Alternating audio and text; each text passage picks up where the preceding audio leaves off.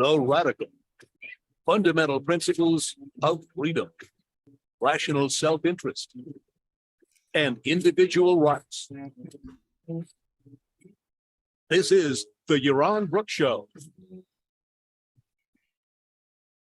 All right, everybody. Welcome to Yaron Brook Show on this Thursday evening.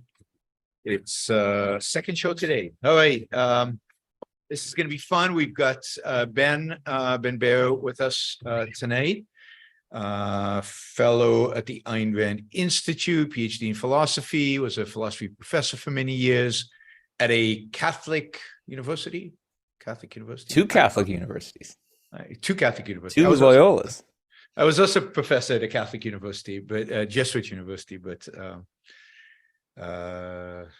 yeah, I got in trouble for that too. So, so Ben is going to join us. The general topic today is altruism and religion. We're going to cover a lot of different things related to that.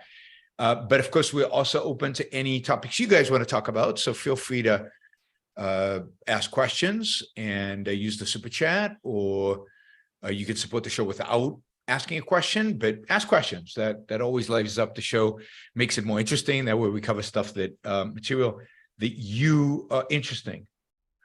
You know, I probably should have put wokeism in the title, and maybe we would have created a bigger stir.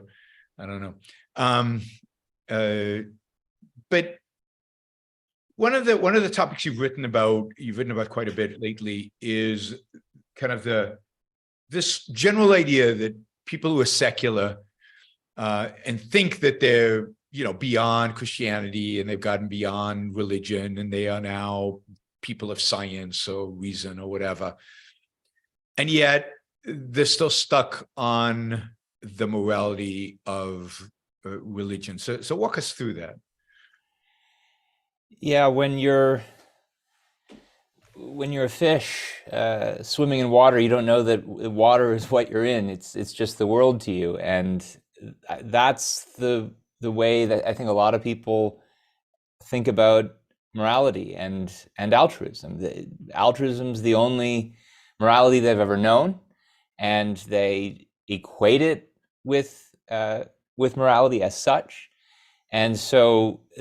They think if I'm going to be a moral person, whether I'm a Christian, Jewish, atheist, doesn't matter. That's about not caring too much about my own interests. It's about sacrificing them to others. And part of the reason I'm interested in this question is because I think there are secular people out there, some of whom are more rational than others, and who pride themselves in not being religious, and because they think religion's irrational. But if they were to realize that the morality that they treat as a given, that they think is the only morality there ever was, is actually a product of religious thinking and religious ideas, I think they would drop it. And so there's some work to do there with showing them that that's in fact true, that if you look at the logic of altruism, it ultimately comes from religious ideas. If you look at the history of altruism, it comes from historical religion. And one thing we see today, I think, is certain strains of secular thinking, certain kinds of movements, especially on the left, which is traditionally the secular wing of our politics. It's becoming more and more obvious that the morality that they rely on is a religious morality. And the two movements that I have in mind here are, one of them is wokeism, and the other is effective altruism. So before we get to those, let's take a step back and talk a little about what altruism means and what it means in the culture, and then. Okay, so let's start with that. What does altruism actually mean?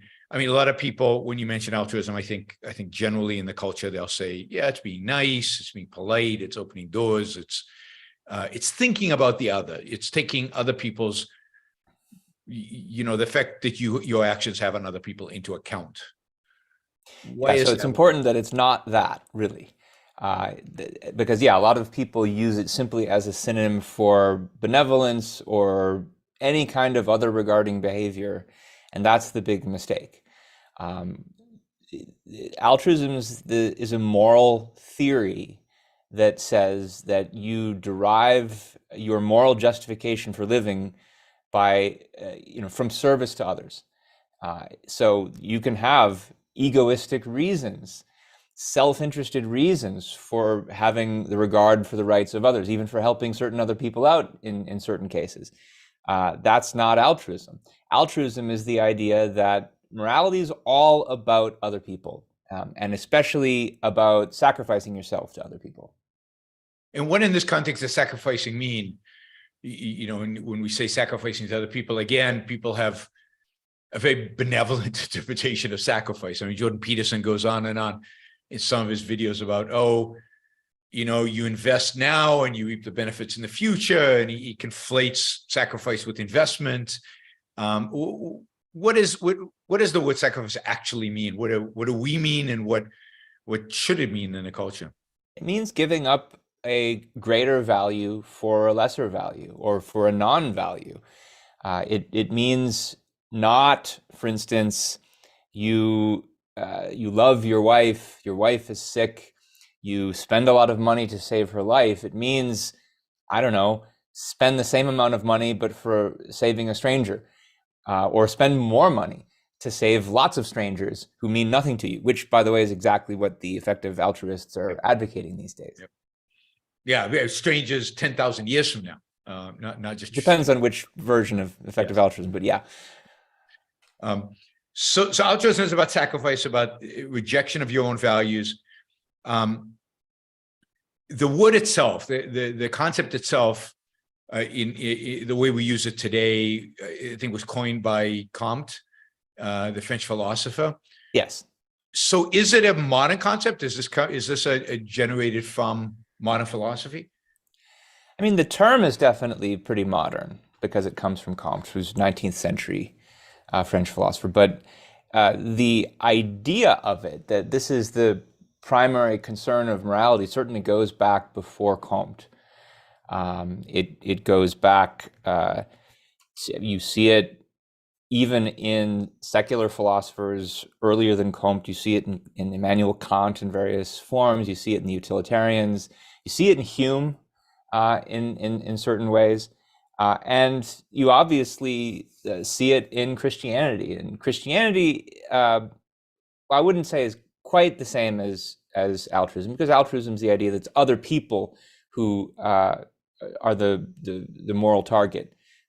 They're the ones who give your life moral justification. For Christianity, other people are of secondary concern to your moral obligations to God. But of course, God is still someone other than yourself, and you're still supposed to sacrifice for him. And the first thing he usually tells you is to give things to other people, in order to please him. So a lot of these doctrines fundamentally come from religion for that reason. So can you walk us through how particularly Christianity, but religion generally, is altruistic? What is it about the teachings that lead to a morality, an explicit morality of altruism? Well, the first thing to say, I think, is that once you get clear on how altruism's not primarily about just doing nice things for people, which you can have self-interested reasons to do, it's a little easier to understand. And there's a second point to make on top of that, which is that it's not even really about helping people, even though it professes to be about helping people. It's much more about sacrifice as an end in itself. It's much more about the importance of giving up. And then, of course, other people are just kind of an excuse to give things up. I mean, the importance of denying to yourself. Right. And when you understand that that's what's really at the core of the idea, it gets a lot easier to see how this is coming out of religion, because, I mean, one of the key concepts in religious morality is the virtue, the alleged virtue of humility, and the idea that there's a sin in pride. And humility is, that's a concept I think you see in religious morality well before they start talking about altruism. You often see it even before they start talking about sacrifice. But what humility is, in fact, is the idea you are nothing. You should think of yourself as low, as worthless, and that you only gain any kind of moral meaning by recognizing your worthlessness and your dependency on some higher power that you need to bow before, that you need to submit yourself to. And that submission is, I think, the form then that sacrifice to others ends up taking. That's yes, it's your pain, your suffering, whether somebody else benefits from it is irrelevant. It's kind of anti-self is at the core of the kind of religious perspective on altruism. Why do you think altruism requires religion? I mean, you mentioned that earlier, that really to justify, you have to go back to religion. Well, I mean, first of all, it requires some worldview that's going to give the altruist a reason to think that he's worthless. Religion serves that up ready-made in all kinds of ways because of original sin, because of the idea that there's this higher power that's, by comparison to which you are worthless. And there's, I think, secular versions of that. You see it, for instance, in, I think, modern wokeism, where there's a version of original sin. We're all racists, and the higher power that we submit ourselves to is to the victims of oppression, in effect. But you also need and this is, I think, very important and something I've only really started to appreciate sufficiently in the last few years.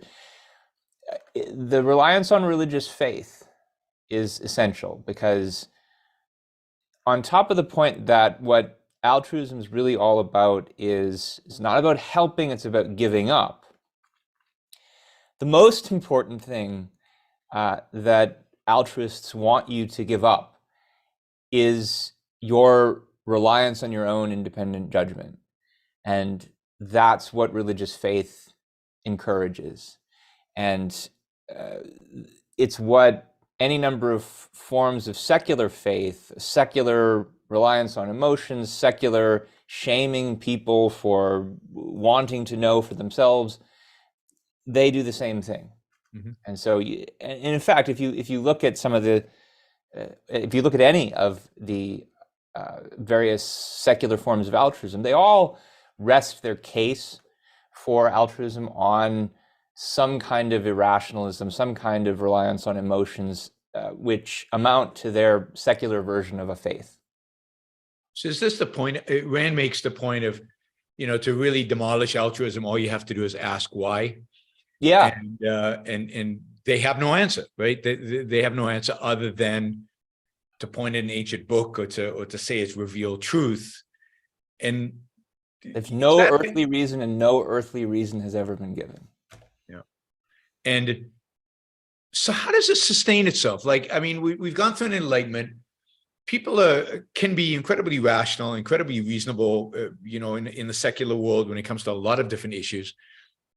But it seems like when it comes to altruism, almost nobody is willing to accept an alternative. Nobody is willing to challenge it. Nobody's willing to question it.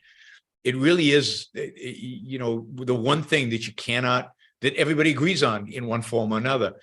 And you said earlier, they equate it with morality. It's exactly that. You can't even get through to them, because every time you say morality, they hear altruism. So you can't actually put self-interest and morality in the same place, because they have them in two complete different compartments in their file system. They can't unite them. So what do you think it is that has made it so sticky, so prevalent, that there's just nothing else? Well, there's an easier answer and a harder answer to that question. I think the easier answer is to say all the different altruistic and religious philosophers who've been pushing this for centuries, if not millennia, who give it intellectual credibility, who influence each other, who create an intellectual establishment in favor of it. And there's plenty to say about that. But I actually gave a talk last summer at OCON called Ayn Rand's Genealogy of Altruism, where the major focus of the talk was, well, take for granted that altruism is not rational. It doesn't have a rational basis. So it doesn't come from rational reasons. It's got to come from irrational reasons. And so you can explain that by pointing to what the philosophers have said. But at a certain point, you have to stop the regress back in history and say, well, some of these philosophers just came up with the idea for bad reasons, and it's ultimately a psychological explanation. There are a lot of psychological explanations that you can point to that explain what incentivizes people to believe in altruism. It's not a good incentive. It's not any kind of self-interested incentive. It's a defense value. It's a source of it's something that they embrace out of fear, out of hatred of other people for one reason or another. And there's a range of different kinds of motivations. Some of them more understandable, some of them much less innocent.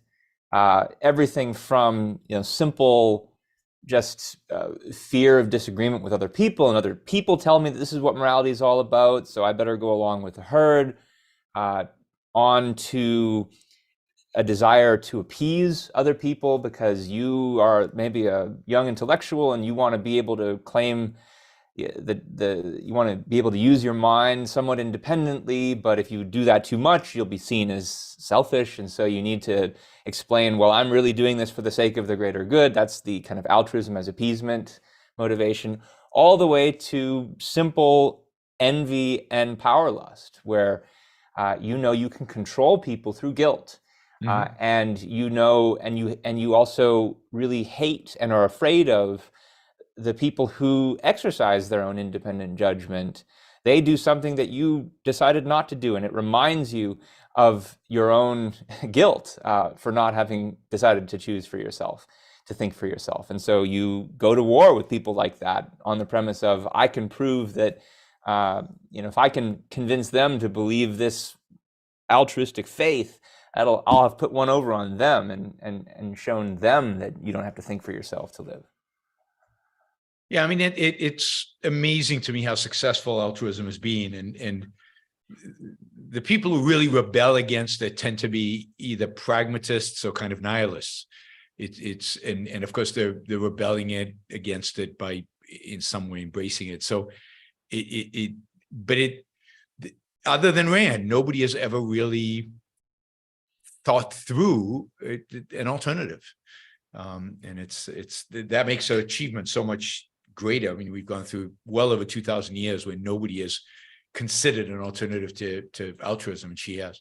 I mean, there's a place where someone asked her, I can't remember who it was, why she was able to come up with her ideas when no one else was. Is it some special intelligence that you had? And she was insistent that it wasn't any special intelligence, although I think we can agree she was pretty smart. Yeah. She was insistent that it was honesty, that she was more honest than other philosophers. And you have to be supremely intellectually honest to be willing to break with so many intellectual authorities on a topic like the morality of altruism. I mean, to what extent do you think, and then we'll get to the kind of wokeism and stuff, but what extent do you think, let's say Spinoza and then of course Nietzsche, at least identify that there's a problem with altruism, even though they can't really formulate a coherent alternative to it? Well, I know a lot less about Spinoza than I do about Nietzsche, and I wouldn't even say about Spinoza that he was identifying problems with altruism. He defended a theory that was more egoistic sounding than others in the period. I won't say anything more about him because I don't know him well enough. But Nietzsche, I know more about, and I mean, I think Nietzsche was also, in spite of the many flaws in his philosophy and the many irrationalities in his philosophy, I think he was also a more honest philosopher in certain ways, that he was willing to break with the herd in spite of how much it cost him in terms of popularity, and he suffered for his lack of popularity for a long time. I do think of him as as a critic of altruism, but as one who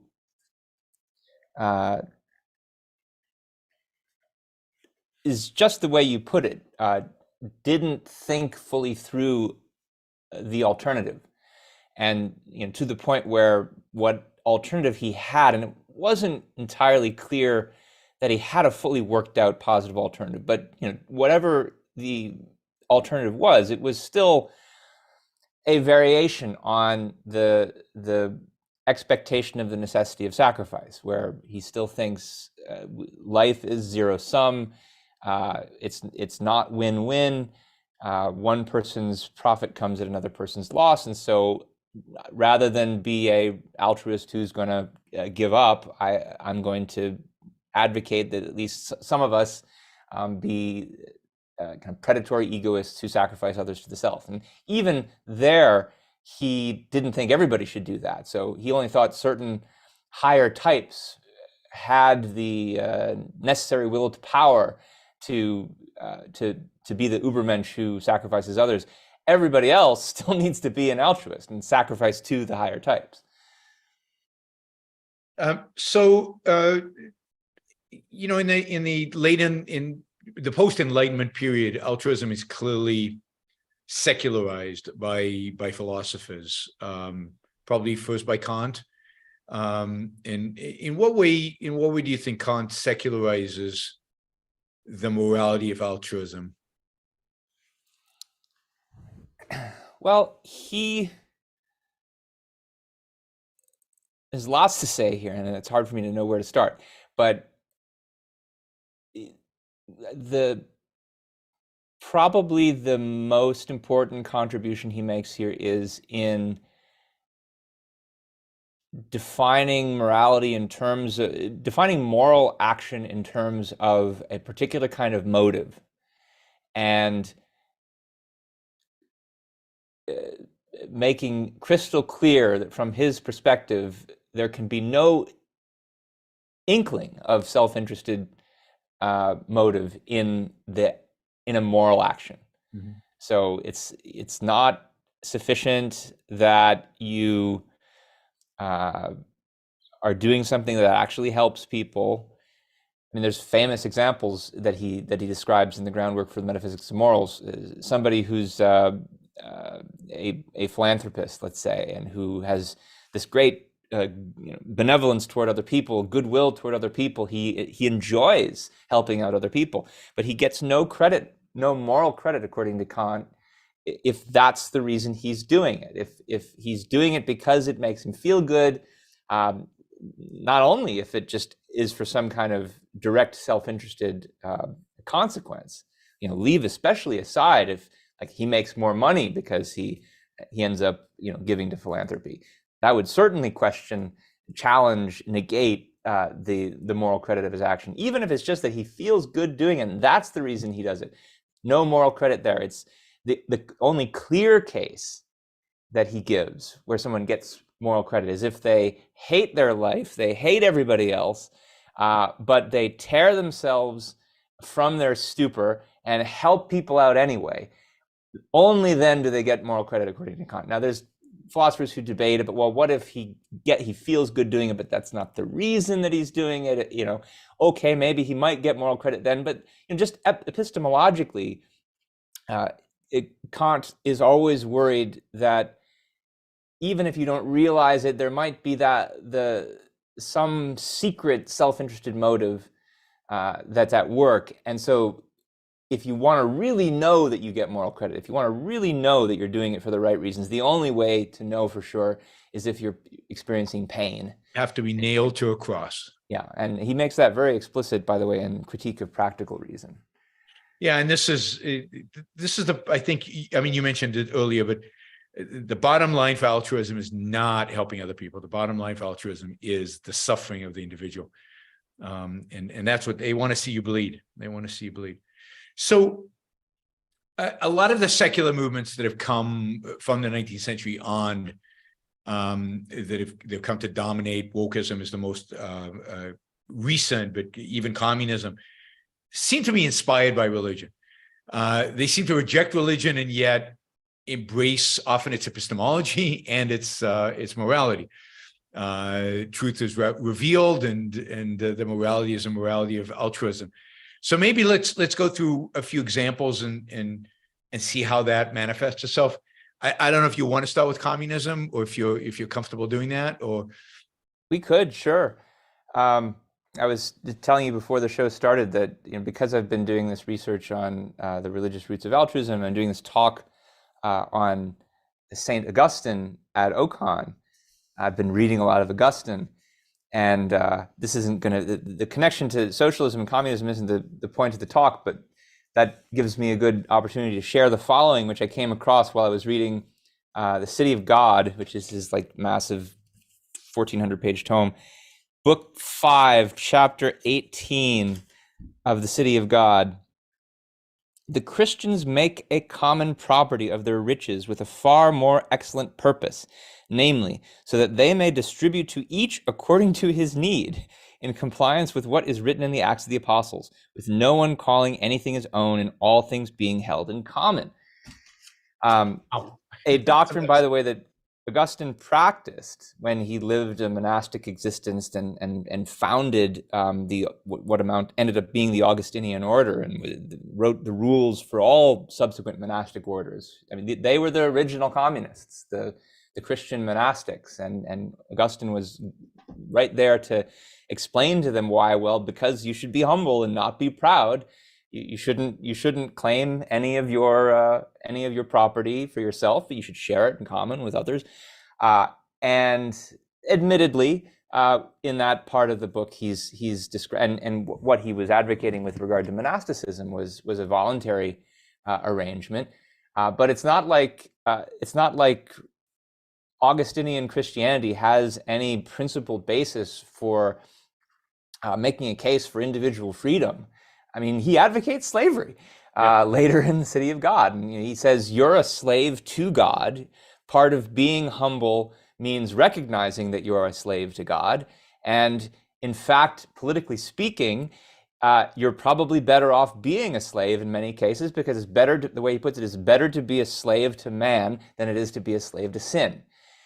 So not much of a case there for, you know, why it should always be a voluntary arrangement.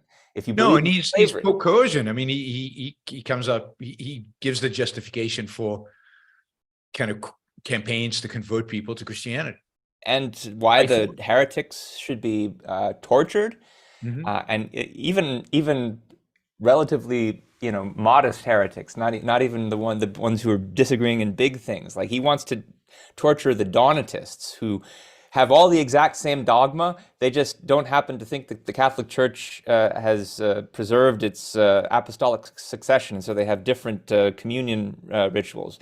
Torture them. So that's just one example, and there's many others that you can see throughout history. One that is, if people are interested, look up the name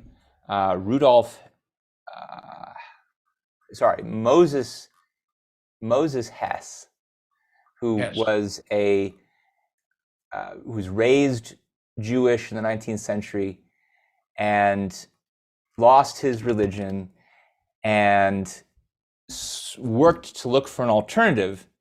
I worked without rest to rediscover my God, whom I had lost. I had to have a God, and I did find him after a long search, after a terrible fight in my own heart. He went on to substitute Christianity's concept of heaven for socialism's concept of heaven on earth. Yep. And Hess is the one who introduced basic socialist ideas to Engels and Marx. And so there's another example you can look to.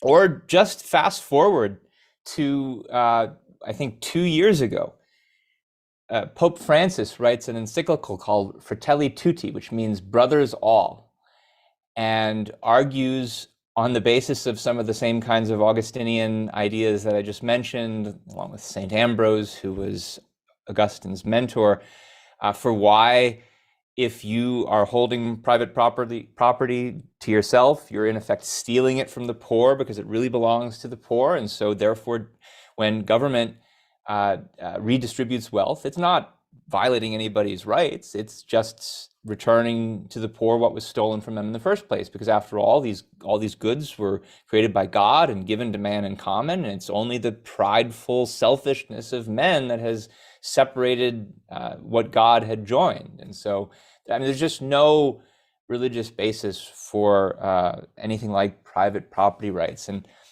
I'll go one step further. You sometimes hear people say that, okay, Christianity has all kinds of flaws and irrationalities, but you have to give it credit for at least one thing, that it's got this special respect for the individual soul, individual salvation. Ayn Rand herself said this in certain letters that she wrote. This is something I disagree with Ayn Rand about. Like, I think that's maybe true of the way that many modern Christians have sort of retroactively interpreted their religion in light of the Enlightenment. But if you go back to someone like Augustine, who's one of the four doctors of the church, one of the founding fathers of the religion, who defined all the core doctrines, I don't see any basis for saying he has any respect for the importance of the individual soul. And you see so much evidence to the contrary. You see, for instance, the fact, his idea of original sin is a form of determinism. And it means you have no free will. But free will is the essential core of individualism. If you don't control your life, if you're instead predestined by God for salvation or damnation, there's no individualism there. And it's more than that. Like, there's this concept he has called many have probably heard of as the body of Christ. It's the idea that the church forms a collective, and especially in the afterlife, when we are separated from, when we're purified and no longer tied to the lust of the flesh, we merge into a great collective sacrifice for the sake of God. And I'll read passages where he says stuff like this, and there's no individualism there. It's I want to escape from this mortal coil, separate myself from the sufferings of this life, and enter into a kind of nirvana where all is forgotten in the afterlife. There's no individual soul left there.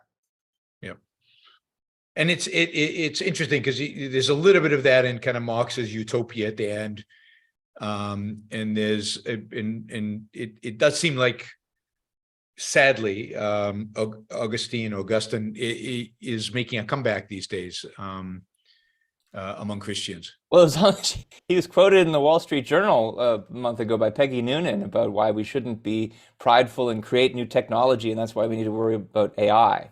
That's right. So and Josh Hawley is a huge St. Augustine fan. That wouldn't surprise me. He writes a lot. He's quite a intellectual, and he writes quite a bit about Augustine. All right, so in the modern world today, what extent are some of these secular ideologies religious, and to what extent are they inspired by Christianity? And let's go straight to wokeism. First of all, what is wokeism? There's a big debate about how one should define wokeism. But what is it, and in what way do you think it's religious and altruistic? Where's the altruism? Well, I wrote about this in an article I published some months ago about John McWhorter's book, Woke Religion. Mm-hmm. The first thing I would say is go to McWhorter's book to find the evidence, because he presents a lot of it on his own without, I think, interpreting it along the lines that I do. But it's a social doctrine that holds that we are in effect defined by our status as either victims or oppressors, and the kind of victimhood in question is victimhood on the basis of race, racial injustice. The oppressors have this original sin, and they need to repent. They need to atone for their sin. And above all, they need to be humble. They need to not exert or express the sin of pride. The sin of pride, this is not the language they put it in, but what it amounts to in effect is, you're a prideful sinner if you think, I am able to escape from the clutches of racism. I can be an individual who judges people objectively according to their moral character. And yes, I know there's other people who are racist in the world, and racism's a problem, but I am not bound by this sin. And therefore, I do not have to atone for it if I am not one of these sinners. Some people might have to, but not me. And that's, by the way, a sin that the woke accused McWhorter himself of, even though McWhorter is black, and he's probably more reviled than white people who agree with what he's saying, because he's got the audacity to stand up and say, yeah, I know there's racism, but it's never really affected me that negatively, and I've done quite well for myself. And by the way, I think that what these woke leaders are selling us is bullshit. So to what extent is altruism, shaping the whole woke phenomena? I mean, and how do you, I don't know if you've looked into intersectionality and how intersectionality is related to woke. And again, it seems to be one of the most explicit manifestations of altruism out there. I haven't looked a lot at intersectionality, but the way that I understand it is that you can't just divide the world into race or class or sex. You have to look at the minute permutations of each of those, which result in a particular subset of people based on their race and class and sex, etc., being even more victimized and oppressed than others. Yeah, I mean, the standard is how victimized and oppressed are you? I mean, you gain virtue in a sense by being more oppressed and more victimized.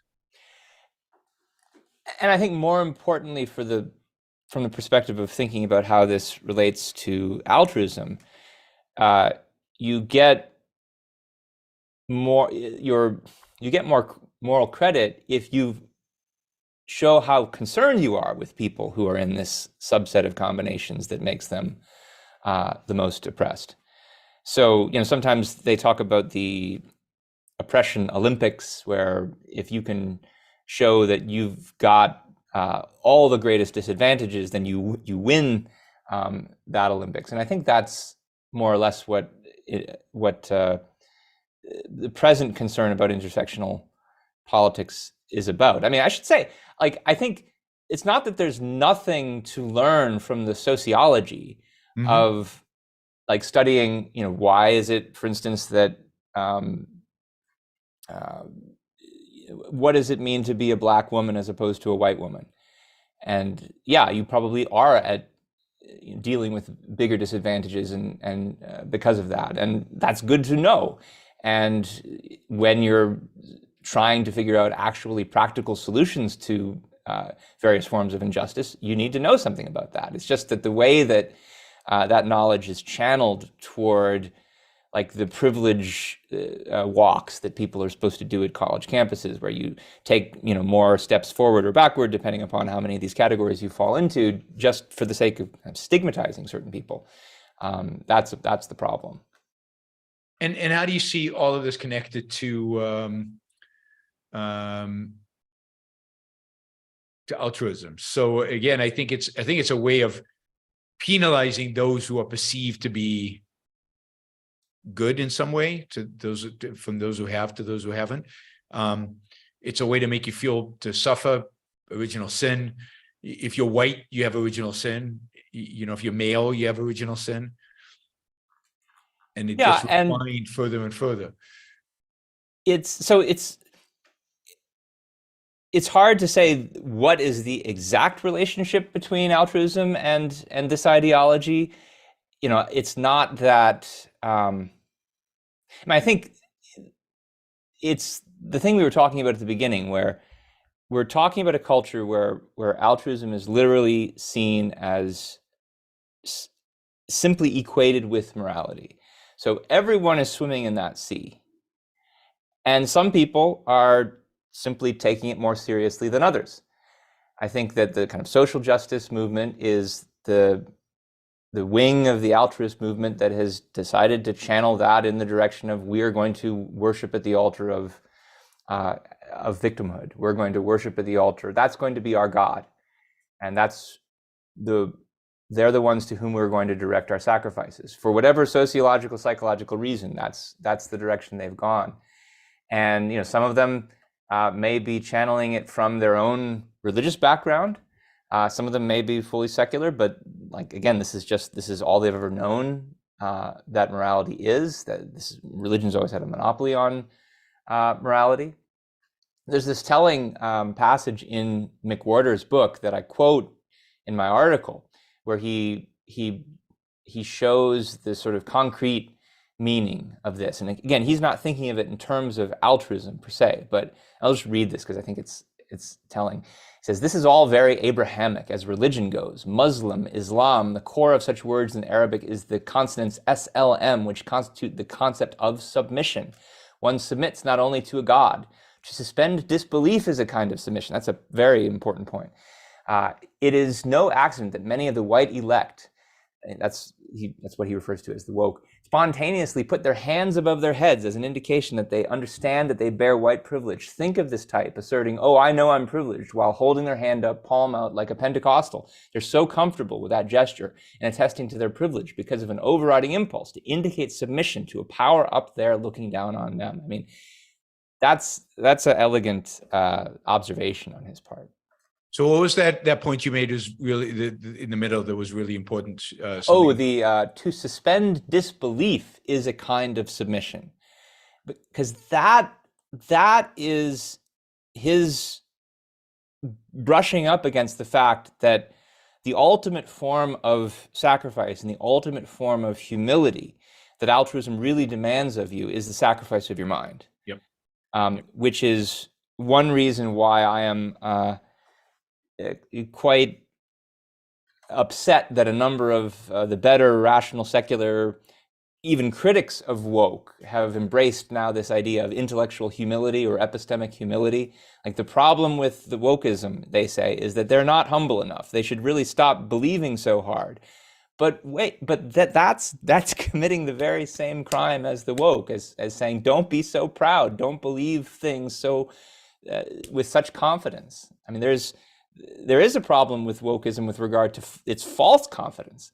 Mm-hmm. But if you have it's the same problem with religion, right? They have false confidence in their religion. Yeah. So let's talk about effective altruism, and then let's turn to the questions. So there is this movement that seems to want to take altruism seriously and to be good at it.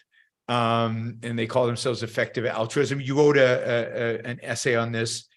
I've met some of the people active in this. They strike me as super smart, usually really off the chart smart, very technologically oriented, very secular, not religious at all. But what is it that they're doing? To what extent is it really altruism, and to what extent is it effective?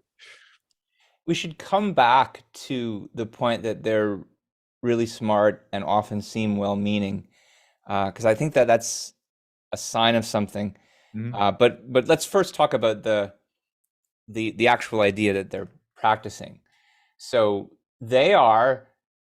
It's funny because for many years, philosophers would criticize Ayn Rand and objectivism for saying, "What do you mean altruism's evil?" And yeah, of course, this straw man of an idea of self-sacrifice that you say people advocate is pretty bad, Ayn Rand, but nobody really advocates that. Along comes Peter Singer. Yeah. Who advocates exactly what she says altruists advocate. And Singer then spawns a whole movement, a whole social movement, people who, often radiating out from Oxford, where he taught, from his students, that say, look, if morality is about the interests of other people, and it's not about our own interests, then we need to be, if we want to be moral, if we want to not be evil, even, it's sometimes the way he puts it, then we can't live the way that we've been living in the modern West, the modern consumer culture, where we, maybe give a little bit to charity and feel guilty on Sundays or when we're voting for the Democrats or the Labor Party. We have to live it full time, and that means giving as much as we possibly can, and not just to causes that feel good because we have some sentimental connection to it, but because we've done research to show that this amount of money that we're giving is going to save as many lives as possible, whether by buying malaria nets for people in the third world or what have you. And so there's now this whole culture, this whole movement that's grown up around this idea where they intensely research what are the most cost-effective ways of saving the largest number of lives.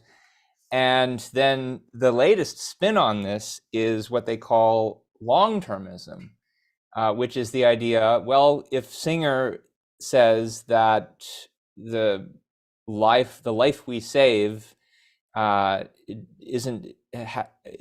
to be, we have to be concerned with the most lives that we save wherever they are in the world, and it doesn't matter if they're right in front of us or on the other side of the planet.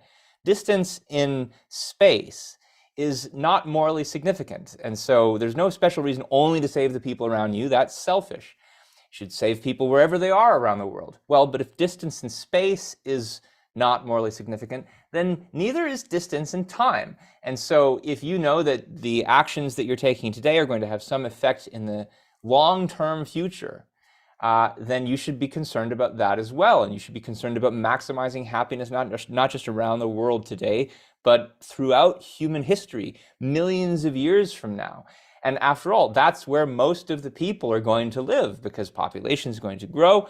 And then eventually the digital computers will evolve their own consciousness and take over the universe. And we need to be concerned about maximizing their happiness. It's an idea that the long-termists like William MacAskill get from a philosopher named Derek Parfit, who makes that point about the kind of moral insignificance of time. And so they have all these theories about how we need to plan to avoid all kinds of what they call existential risks, whatever it is that poses the biggest chance of causing the extinction of humanity, even if it's in the vastly distant future.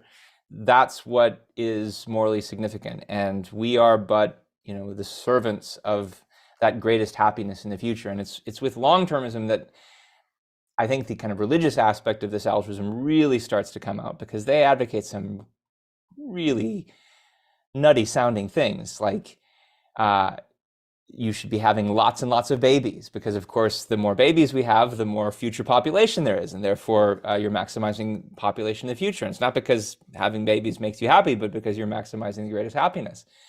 And then there's this worry about AI taking over, much like the world of Augustine was so worried about demons. They're now worried about the computers that are in our midst, spelling our damnation.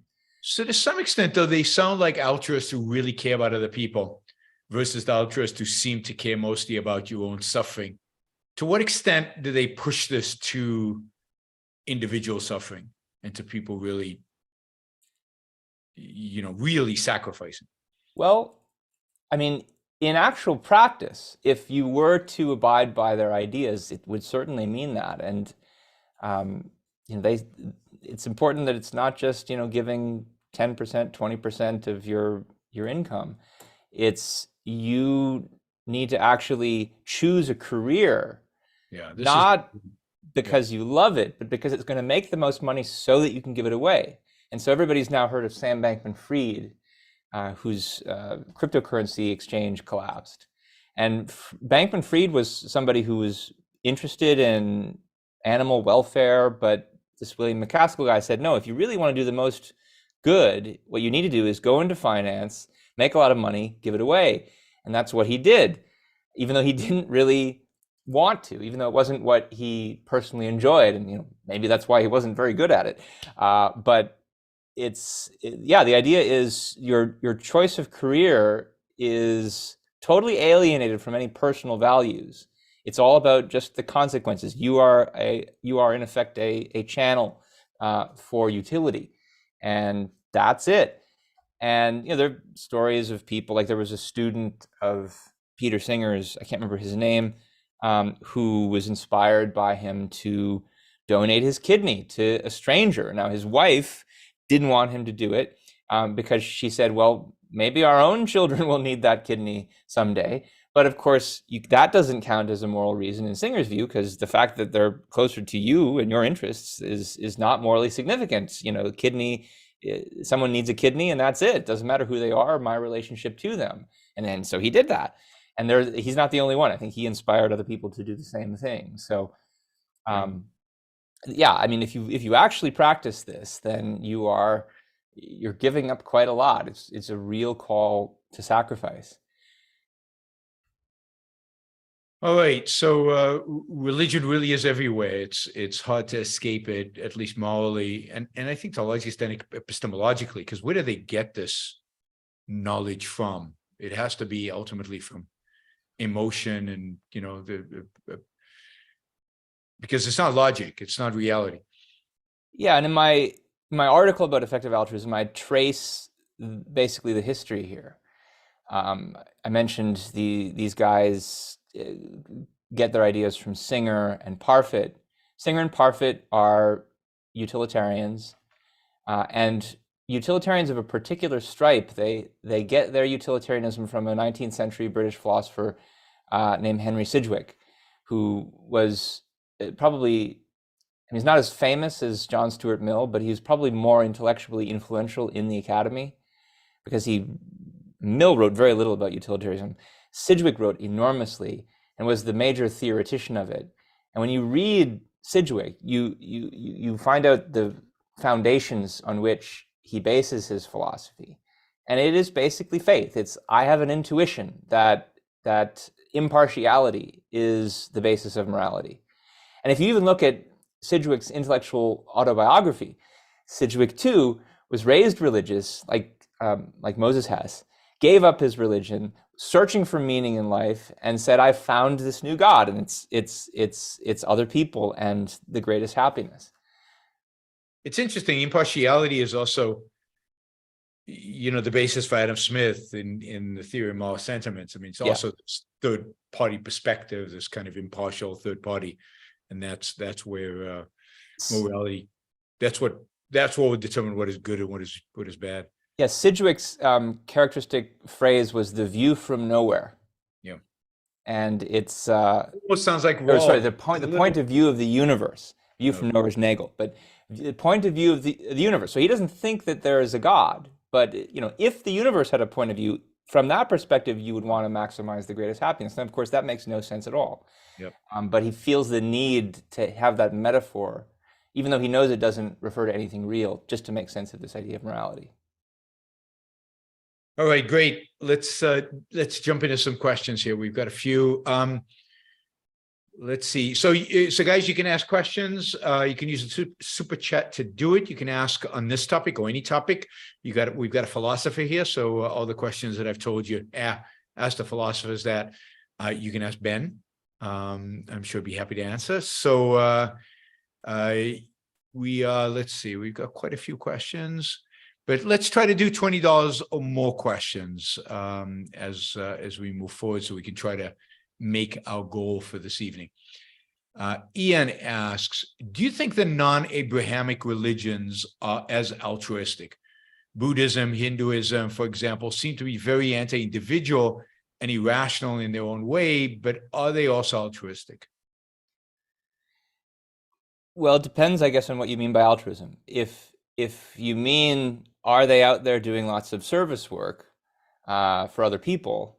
Well, then I guess not, right? They're meditating, but that's, as we discussed earlier, not really what the essence of altruism is all about. It's really all about giving up, and from that perspective, I would argue that, at least, I don't know as much about Buddhism and Eastern philosophy as I do about Western, or religion for that matter, but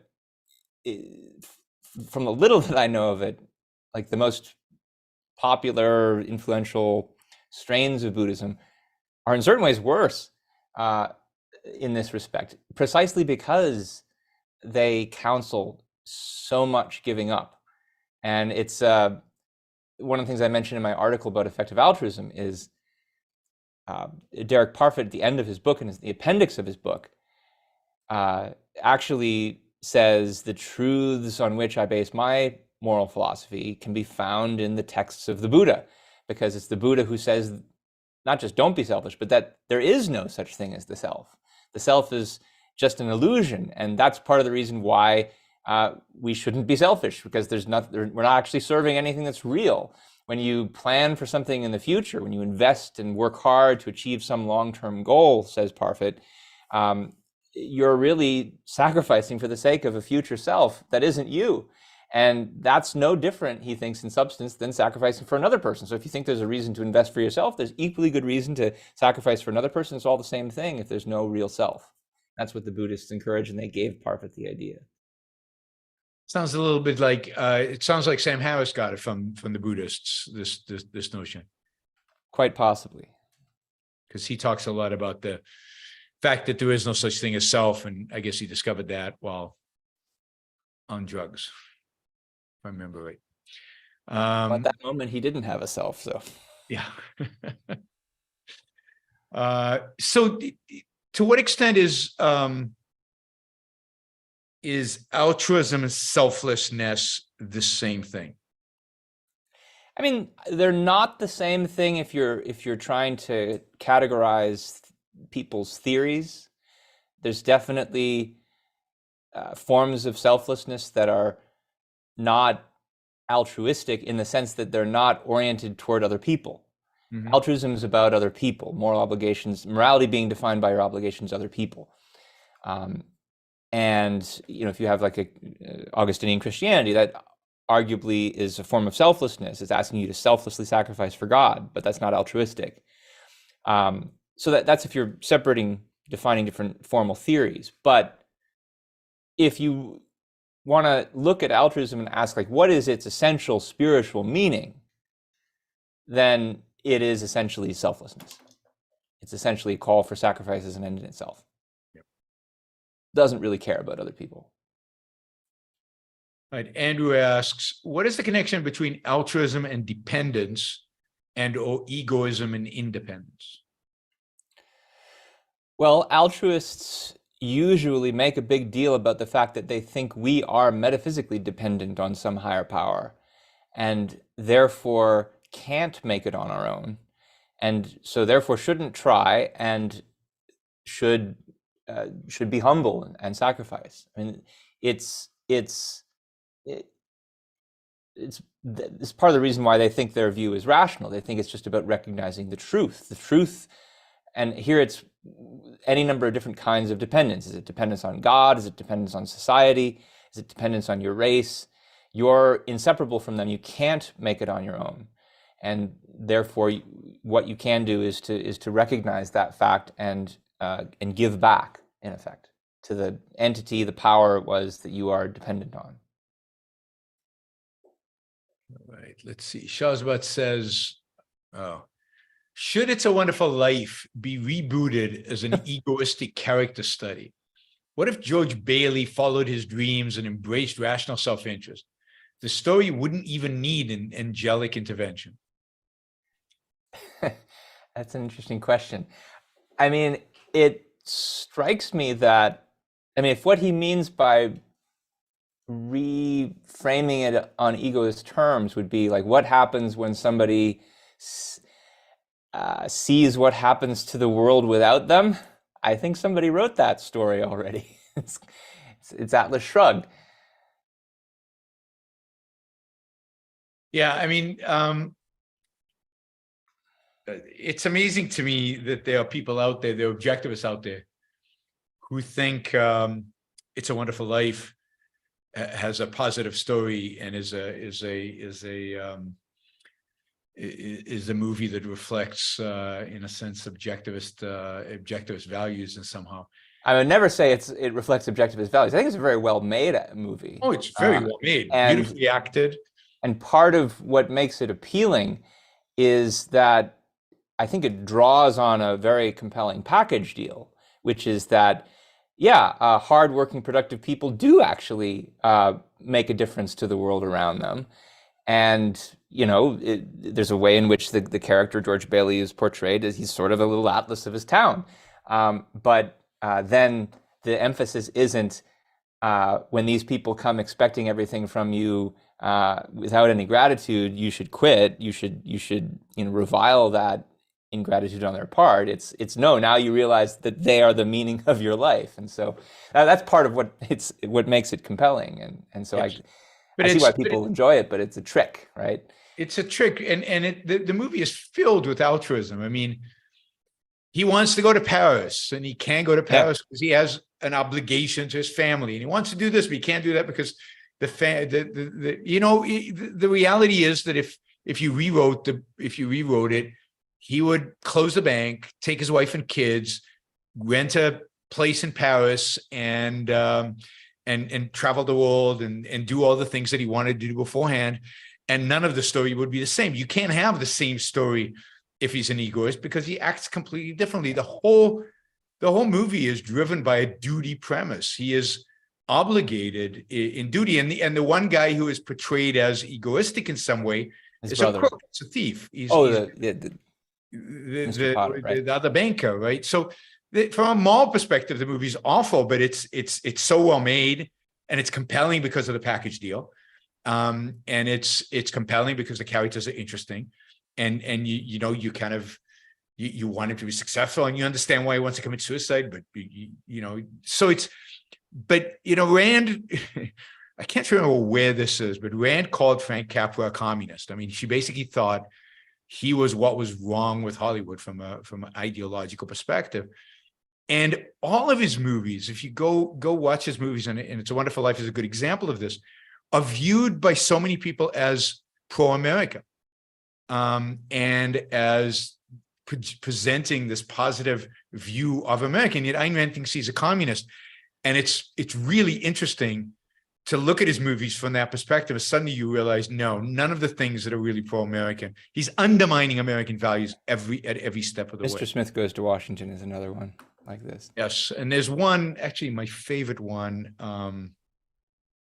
It's about small business and entrepreneurs, and it's got this, but there's an underlying hatred of business success. There's an underlying hatred of big business, of anybody who's been successful.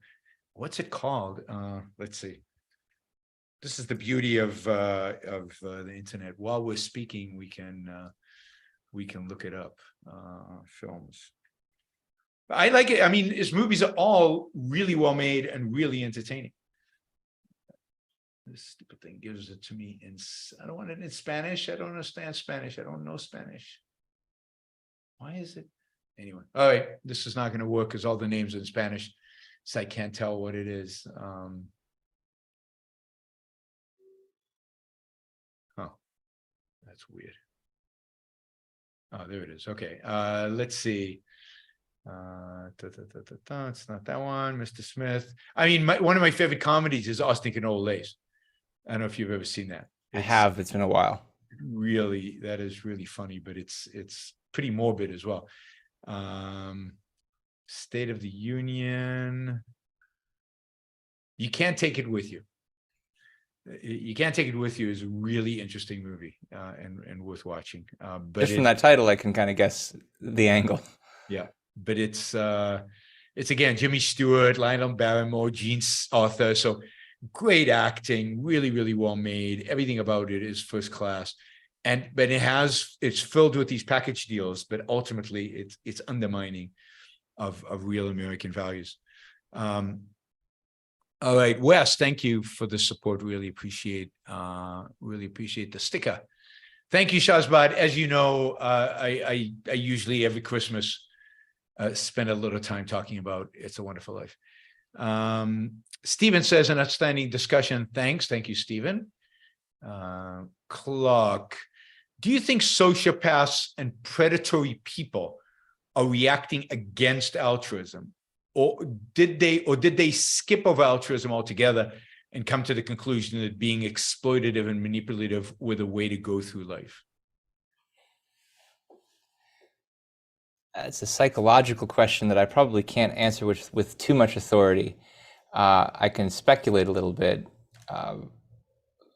I wouldn't be surprised if there are some people that some people call sociopathic who are this way.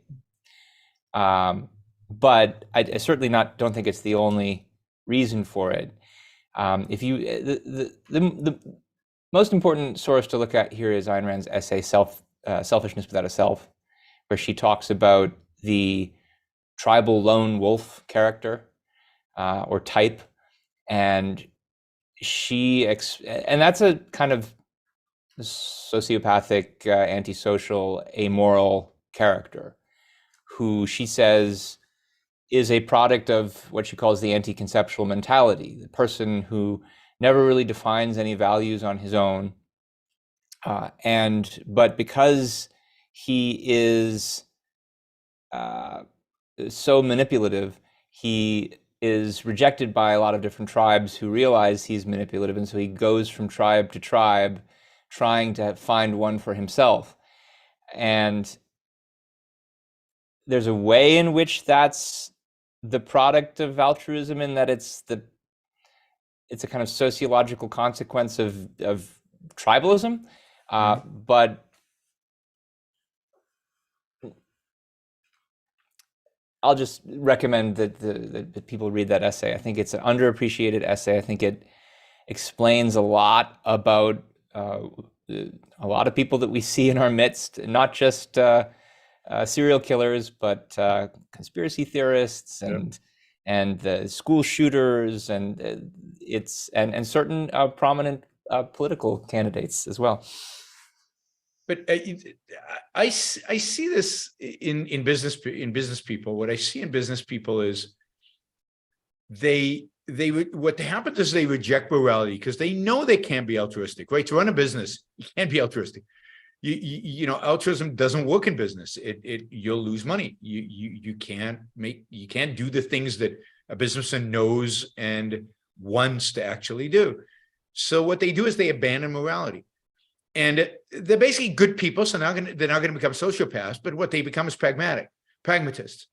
And pragmatists often will live on the line of immorality, of lying and stealing and cheating, because, again, morality is out. There's no clear line for them. So if it works, so I do see people rejecting morality because they reject altruism, but not having an alternative, not having anything in its stead.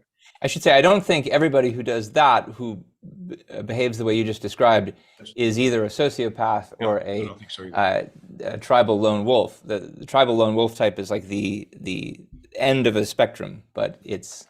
I think that's right. I think the better people land up being some kind of pragmatist. They land up cutting corners sometimes, and being confused about where the boundaries are of what's right and what's wrong.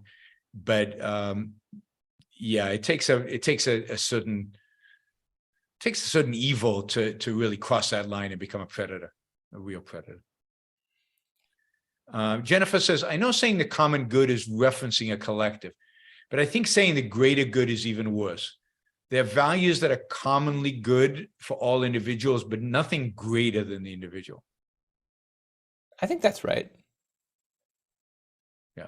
I think there's a rational way to spin the meaning of common good. It's not what I would ever start with, but if what you mean is something that where everybody benefits and nobody loses from some arrangement or institution, that's a common good. In fact, I think if you go back to the 17th to 18th century, that's actually the way the phrase was intended to be used, but it got perverted.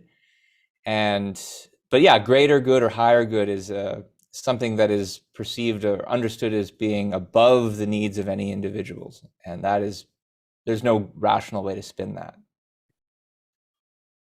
All right, Justin. Okay. Justin says, you said RFK is just a conspiracy theorist regarding CIA. I can't figure I'm talking about the CIA, but he has firsthand experience that you ignored. He saw as a little kid CIA directors pressuring his uncle JFK to conform to their agenda before he was killed. Oh God, Justin. I'll leave this one to you. No, none of that is real. And you certainly don't know it's real. You know, who knows what happened with Robert Kennedy, but there's zero evidence to suggest that the CIA killed Robert or JFK, either Kennedy. That is one of those crazy conspiracy theories that has been pretty much debunked. We know who killed each one of those people. Maybe we don't know all the motives and all the links, but there's plenty of reasons. But there's no evidence to suggest that it's the CIA. That's just completely arbitrary. Yeah, he's just a nut. I mean, RFK is a power-lusting nutcase. I mean, and he comes up with a new conspiracy theory every little while. You know, you could argue that there is evidence that Wi-Fi is melting your brain. I mean, there is doing bad stuff to your brain. There are studies showing that Wi-Fi can harm brains of rats. There was a study that showed that Wi-Fi doesn't harm brains of rats. And there's no study showing it does any harm to human beings. So you can take those few studies selectively that you want to take, and you could turn that into a massive theory about Wi-Fi hurting human beings, but that's irrational. And it's, you've done some stuff on conspiracy theories, Ben. Yeah, but that would probably lead us in a whole different direction. Wi-Fi is very dangerous when you use it to browse conspiracy theory websites. True. And when you're trying to communicate with submarines that are 4 kilometers under the water, because that was something that people claimed that. Anyway, there was a whole thing about Starlink failed, and that's what failed the submarine. Ah, yes. Because there is no internet under the water. But it took a while for people to get that. Sadly, that whole issue has been resolved now, and there are probably no survivors. They're all dead. It looked like the thing imploded somehow. Yep. James asks, is there any benefit to the Eastern notion of letting go, or being detached, or even meditation to an extent, to help manage one's emotions, assuming one understands that one's values are what one's values are, and live egoistically? Is there a contradiction between egoism and letting go, being unattached, or meditation? I don't see any value in that idea as it is usually understood. And, you know, for more on this, take a look at the interview that you did some weeks ago, I think, with my colleague Aaron Smith about Stoicism, which is the ancient Greek and Roman version of the same idea, and why it is a way of giving up on life. Now, like with every systematic and influential philosophy, it draws on elements of truth that make it plausible.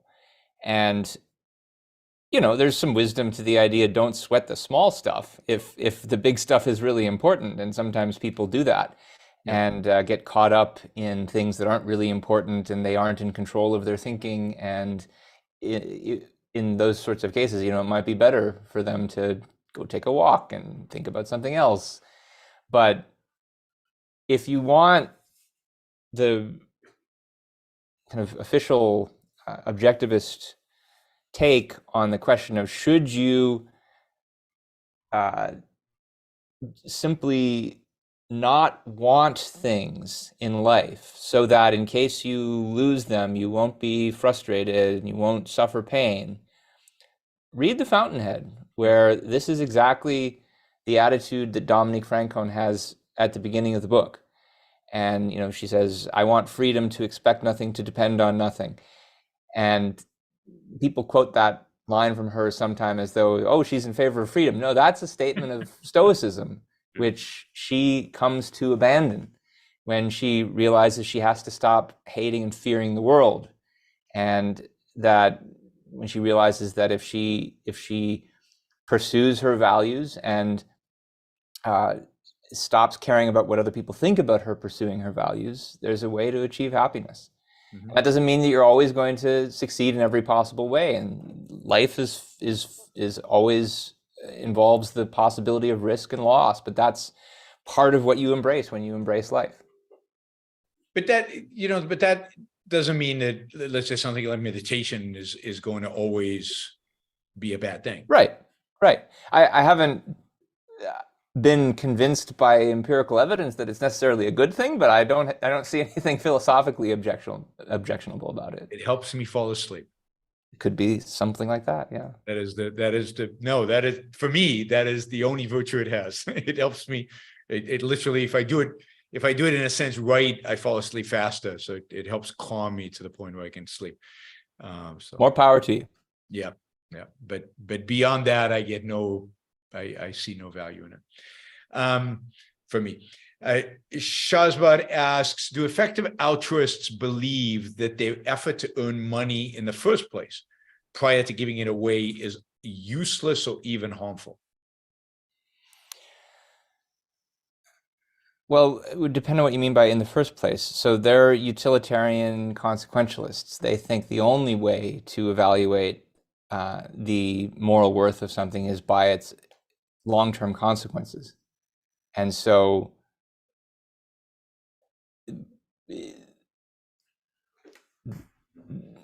there's no in the first place before it has any consequences. It always has consequences. And I mean, I guess they might say, look, if you make money and just I don't know, burn it up in a pile, that's not doing any good. Nobody most of the time does that. If you don't do what they recommend and instead you just spend it on your personal consumption and your family, they would say, well, it's not that it's completely devoid of moral significance. You are creating a certain amount of happiness for a very small number of people. And if you were the only people in the world, then they would have no problem with it. But they also think your moral obligation is to maximize happiness. And so it's not, you are just one column in a very long, you're just one row in a very long column of numbers. And you count for that much. So you count for one, millionth or whatever of the fraction of the whole of the greatest happiness, but that's it. And so your actions affect many other people, and that's where the moral weight comes in. Yep. All right, let's see. Okay, so we're done with all the $20 questions. We got a bunch of $2, $5, $10 questions.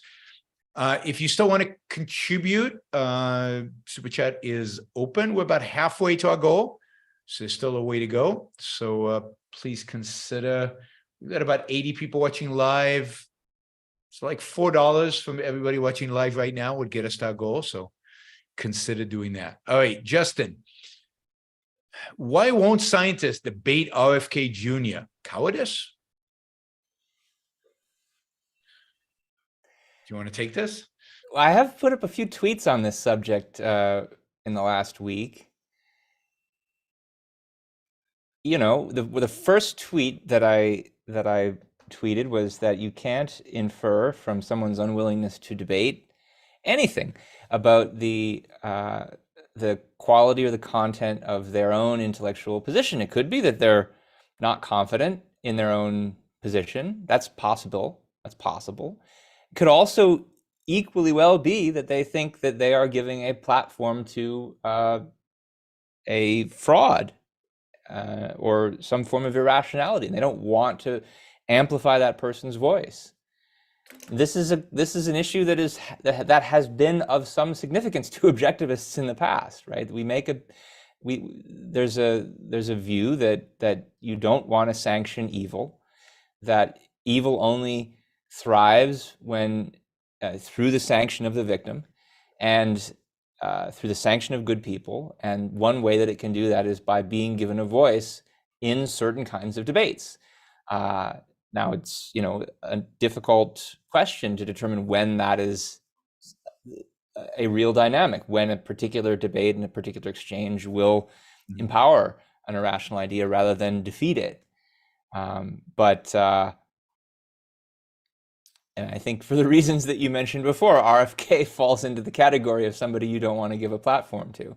And Well, you don't Alex have to have debated any him. views about Right. whoever the scientist was who turned him down, what the quality of his character is. I don't know anything about him. No, I'm just saying one could have good reasons for not wanting to debate with someone like RFK. no.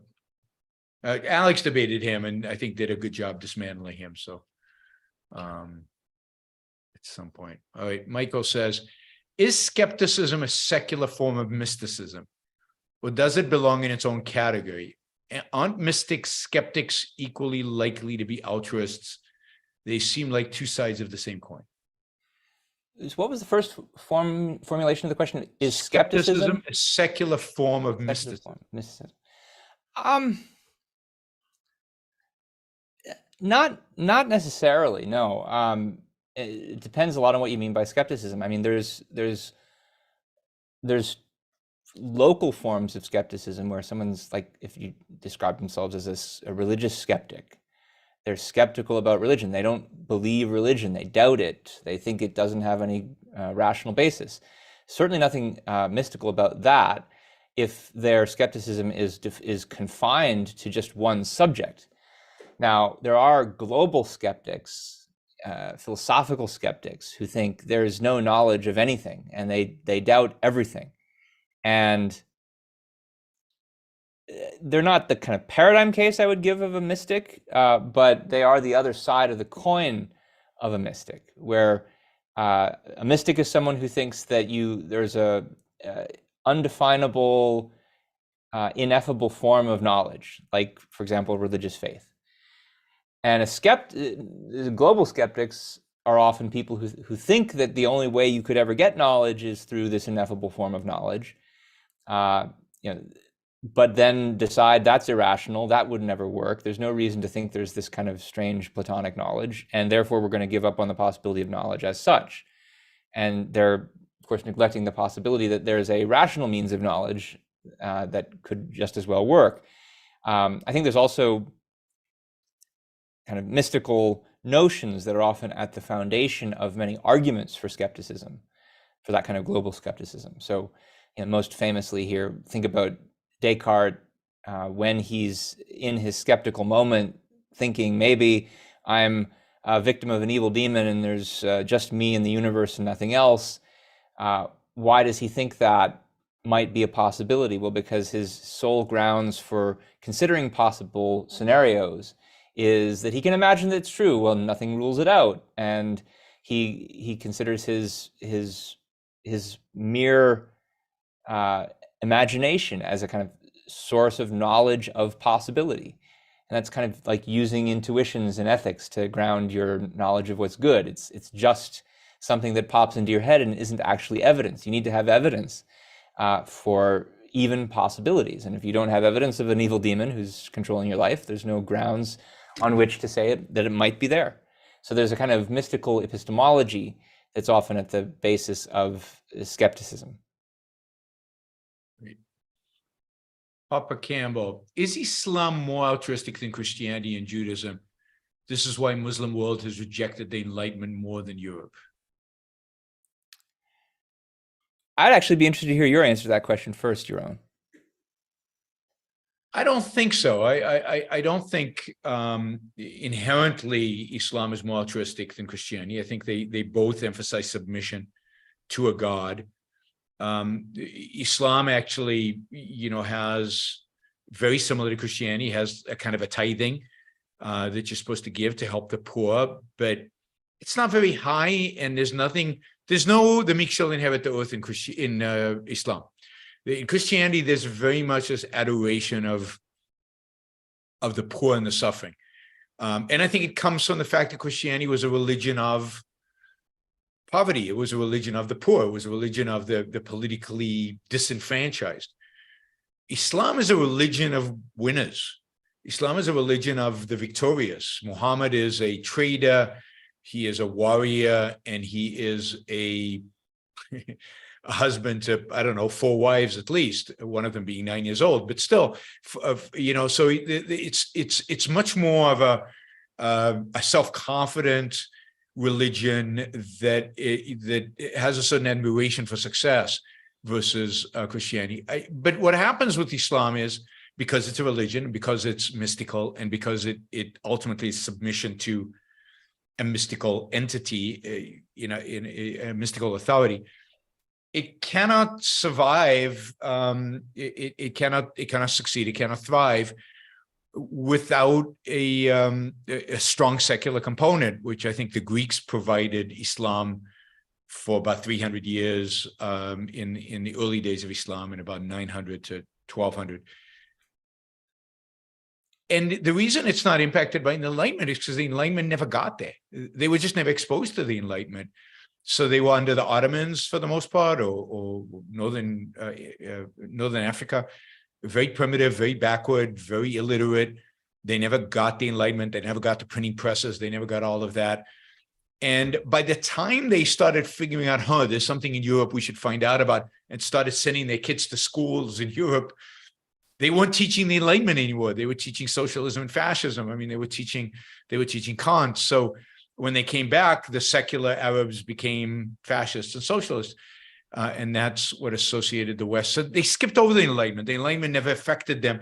And their own Renaissance happened in, the 9th century AD. So it was dead by the 13th century. I can't do much better than that, though I would add also, I mean, you mentioned by the time they start paying attention to what's going on in the West, there's only socialism and fascism. And you mentioned the Arab nationalists, but you should also mention someone like Sayyid Qutb, right, who is the intellectual progenitor of Al-Qaeda, who I think was also influenced by these probably more fascistic elements of the West. And so, yeah, it depends on which Islam you're talking about. If you're talking about Al-Qaeda Islam, they're pretty bad. But there's a long history of that religion, as with every other. Yeah, and Sayyid Qutb is interesting because the problem is that they're very religious. So the Enlightenment skipped over them. The ones who got educated with bad ideas. They brought them back. That spurred a religious revival because people didn't want to be fascist or socialist, so they adopted religion, which often happens. And Sayyid Qutb is part of that. He's rebelling against the secular military regime in Egypt, and he's rebelling by becoming more religious. And then he visits the United States, and he's shocked in America by the fact that, like in churches, women and men are dancing. And that, he writes about this as just an epiphany of how evil and how corrupt the US is and how corrupt secularism is. And it just makes him even more, more committed to his religion. But yeah, I mean, the religious backlash in the Muslim world is to a large extent a backlash against the failure of secularization, because they skipped over the Enlightenment. They went straight to a post-Kantian kind of Europe and US, which had nothing to offer them. So, of course, there's massive amount of altruism. Think about suicide bombers. You don't get suicide bombers generally in Christianity. So to the extent that the real religionists are willing to sacrifice everything for the sake of God, for the sake of their Allah, that is about as altruistic as you get. But I would still argue that in day-to-day, historically, in the day-to-day, in a pure religious sense, in the day-to-day life, Islam has more respect for wealth creation and more respect for enjoying life than Christianity does. Christianity's very Augustinian in that sense. It's focused on the suffering. You have sexual urges, you go roll around in the snow and you whip yourself, afterwards. In Islam, you have sexual urges, you have 4 wives, you've got lots of options. So, so it's not, I'm not suggesting it's rational. I'm just suggesting it doesn't have quite the same viciousness about life and about enjoying life Christianity is a uniquely vicious religion. It's uniquely anti-individual happiness and anti-individual success. I think Judaism is nothing like Christianity. And again, modern Christianity's done differently, but in its origins. And this point has been made even clearer to me by reading Augustine, because he and many of his ilk in the late antiquity period are one of the themes that occupies them is what's wrong with the Jews. And the Jews care too much about the law, and the law is really only there as a covenant from God for the Jews to prosper on earth. And they just don't care about the afterlife. They just don't care about their immortal souls and what's going to happen to them. They care too much about the world, in effect. And I mean, it's themes like that that eventually get picked up much later by people like Luther and then Marx and all the other forms of anti-Semitism is further reason to despise the Jews. They're of course it's true. Worldly. The Jews are worldly, and there is no afterlife really in Judaism. There is no immortality of the soul in Judaism, at least not originally. And there's the Talmud. The Talmud, particularly during the period of Jesus, the Talmud would have been dominant. There's schools of jurisprudence. They are arguing. They disagree constantly. And the Bible is just like in the background, setting a certain level of principles, but they're arguing about day-to-day judiciary issues, and it's a precursor to common law. And that's offensive to the Christians, and it's too secular. There's not enough of the religiosity. And this is a respect in which Christianity takes things in a bad direction because of the Greeks, because this is what Augustine gets from the Platonists. Yep. The whole idea of the immortality of the soul, that's not in Judaism because that's pre-Platonism. And it gets injected into Judeo-Christian religion through the Platonists because of Augustine, among others. Yeah, no question. I mean, the many of the early Christians were kind of some form of Neoplatonists, and they took so much from Plato, and the structure of the church with the Pope and almost a philosopher king and somebody who can commune with the world of forms, God in this case. I mean, all of that is so Platonic. And it's not that Judaism is Aristotelian, because I don't think they were reading Aristotle, not until Maimonides, who brings Aristotle in, but it's just more focused on living. It's just more focused on day-to-day life. And Judaism is political. I mean, well, there's a whole conversation there, but if you read the Old Testament's like this story about politics, about these people who's trying to look for a home, and wars and battles, and God intervenes and he switches kings, and he tells them, you don't want a king, kings are bad for you, and then they do want a king. And it's much more about the world and how to live in it than it is. I mean, and then particularly later on, but there's a reason why all these religions are called Abrahamic, because he's the ultimate sacrificer, right? Willing to sacrifice his own son. So the one figure that all religions love is Abraham, because he's willing to make the ultimate sacrifice. And that's the sense in which they're all united by altruism. Frank says, have you read philosopher Helvetius, who wrote about egoism? Also Pelagius, a heretic Christian who put free will and rational deed above grace. I don't know anything about Helvetius. I know a good amount about Pelagius, and he's super interesting. And he's someone I'm going to talk about a little bit, my summer talk in a week, because he's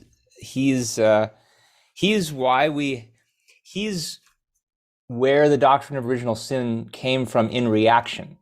So he's a heretic who says there is no original sin. He didn't say that yet because nobody had come up with the idea yet, but he says perfection is possible. we have free will. God gives us free will, and therefore we can be morally perfect if we want. Now, granted, this is moral perfection by Christian standards, so that means we can be really ascetic and give up everything, but we can perfect ourselves and gain our own salvation. And Augustine thought this was terrible, because who are you to think that you can save yourself, that you can earn your salvation? That means you are responsible somehow for something good happening, but God is the only one who creates anything good. All good things come from God. And so Pelagianism is the ultimate form of the sin of pride, the idea that you can be responsible for your own sin. And so he reads Pelagianism out of the church. He declares it a heresy. He writes all kinds of books against Pelagianism, and it's by rejecting Pelagianism that he formulates the doctrine of original sin. Wow. There's a very, very interesting book, which I just recently read a big chunk of, called the, what is it called? The Theology of Liberalism by Eric Nelson. It's published by Harvard University Press just 2 years ago.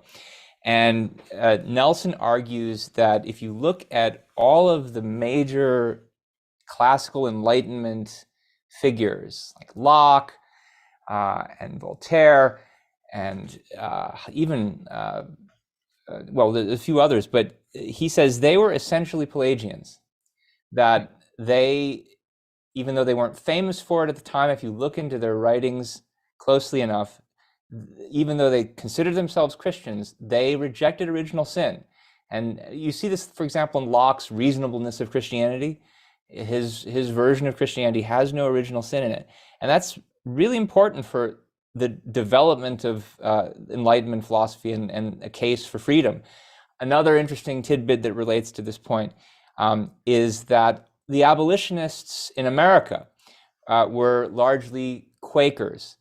And one of the things that made the Quakers distinctive was that they too were at least semi-Pelagian and rejected a form of original sin. I don't think you could be any kind of moral radical and think, gosh, like there's this horrific practice that everybody around us is engaged in, and they've done it for thousands of years, but we're not just going to sit on our laurels and be content with the fact that they've always done it, because we can perfect ourselves and we can get rid of this evil in our midst.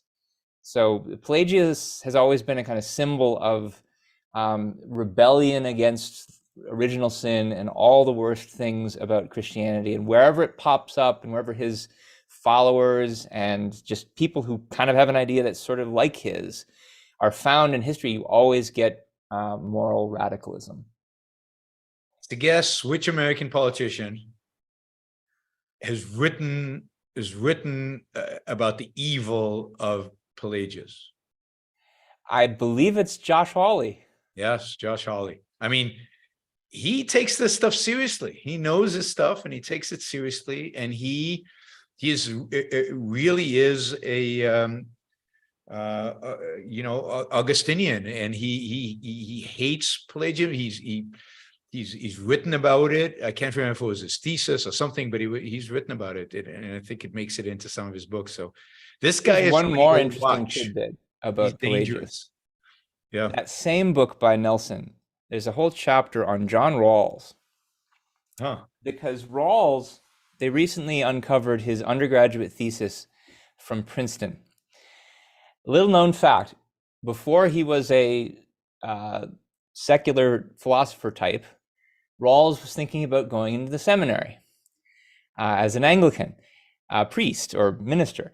And he wrote his undergraduate thesis at Princeton on, on why Pelagianism is so terrible and why everything is dependent on God's grace, and why we can never take credit for any of the things that we've done, morally speaking. We can never, claim that our wealth is our own because we got it all from God's grace. And I mean, this is exactly the thesis he goes on to argue for in Theory of Justice, except in a kind of secularized guise. Wow, that's powerful. I like that.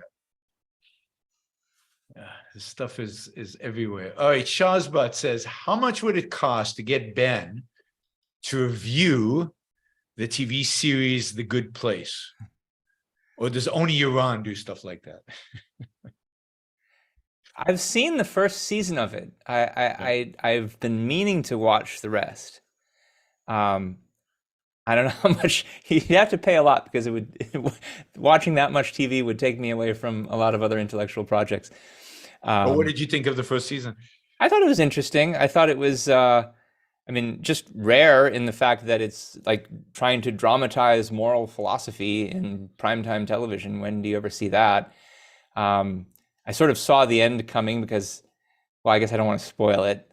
I think there's a literary predecessor to the overall plot arc of that season, which is a lot of objectivists know about, but I won't mention it. I would really have to go back and watch again, though, to be able to comment on the way that on the actual philosophic ideas in play. I mean, to see what the arc of it is, to see what the theme of it is, that wasn't quite clear to me from the first season. I suspect I'd get more by watching more of the rest of the seasons. Mm-hmm. All right, let's see. We got a few more. Clark, is the spirit of growth and progress greater than the force of altruism in people's minds? He says, I believe it is. Well, not in everybody's mind. Definitely not in altruists' minds. The idea that it is greater than altruism, the idea is I think, in effect, the idea of psychological egoism. It's the idea that everybody really is, at the end of the day, after their own self-interest. And that is a deterministic view that denies the fact of human free choice. It's also a view that is very much the concern of Atlas Shrugged. It's a view that I think Dagny sort of has at the beginning of the story. She thinks, how could people not value industry? How could people not value productiveness? There's all these looters and statists who are trying to shackle my business, but it must be that they just don't realize what I need to produce. They don't realize that I need freedom. If I can just work a little harder, I can prove to them how I can save the country, and then they will leave me alone and let me run my railroad. But of course, the more she works for them, the more they destroy things. And what she realizes at the end of the story is, no, there are some people who do not value industry, who do not value productiveness, who do not really want to live. And it's when she realizes that she finally realizes, I've got to go on strike. And it's a whole climactic scene where she makes this realization. I did a whole talk on this topic. It was the role of free will as a sub-theme in Atlas Shrugged, Ocon, a few years ago. You can find it on YouTube. Okay, Not Your Average Algorithm asks, I'm going to rephrase this. Are there any promising students currently training at the OAC? Well, we call it the Ayn Rand University now, and there are many promising students. I'm not going to mention their names because they're still students, but wait a few years and see what they do. Sounds good. Liam says, Ben, I guess similar question. Ben, are you seeing students and faculty becoming more aware of Ayn Rand's ideas and taking them more seriously as a thinker than when you were last on the podcast? Is he asking about, I think, like, in the wider culture? In the world out there, yeah. If he's asking about like college professors and students in mainstream universities, I mean, I think it was last time I was on the podcast was maybe 6 months ago or something like that. So I haven't seen that many changes in that short of time. If I take a broader view, it's a mixed bag. It's like I've been in the philosophy world for something like 25 years, and I think in certain ways, mainstream academia has become more tolerant of Ayn Rand, but in other ways it's become even more radically repelled by her. And it depends on who in academia you're talking about. And my sense of the way academia has broken down is that there's a large number of professors who are afraid to do anything controversial and who kind of hide in their shells. And if you write a paper about Ayn Rand for them, they'll treat her like any other person that you write a paper about, and they won't punish you for it. And they don't agree with her, but and there's a good question, like how many professors are like that? But there's a vocal, rabid minority of professors, and they're the ones who are leading the charge of woke politics today, who, along with many other thinkers, would very much like to cancel Ayn Rand, and for all kinds of reasons. I mean, she's a traitor to her sex, and there's a rape scene in The Fountainhead, and she's ableist and probably racist too, because all the characters in her books are white. So, I'm myself worried about the how much longer the books, the novels have in the high schools. Like, there are not too many. It can't be. I mean, they're so controversial that they're, to the extent that kind of social justice, woke politics is involved to any extent in public school districts, it's going to get harder to teach them because they're going to be too controversial and too racist, sexist, classist. So it's a real mix, and it's part of the reason I think why we very consciously at the Ayn Rand Institute are beginning to create alternative institutions, why we're creating the Ayn Rand University, for people to be able to come and learn these things on their own without interference by the worst of these professors. And there's a lot of good professors out there too, but usually the better ones, I think, are not very courageous these days. Only a very small handful who are. Yep. Cowardice is rampant.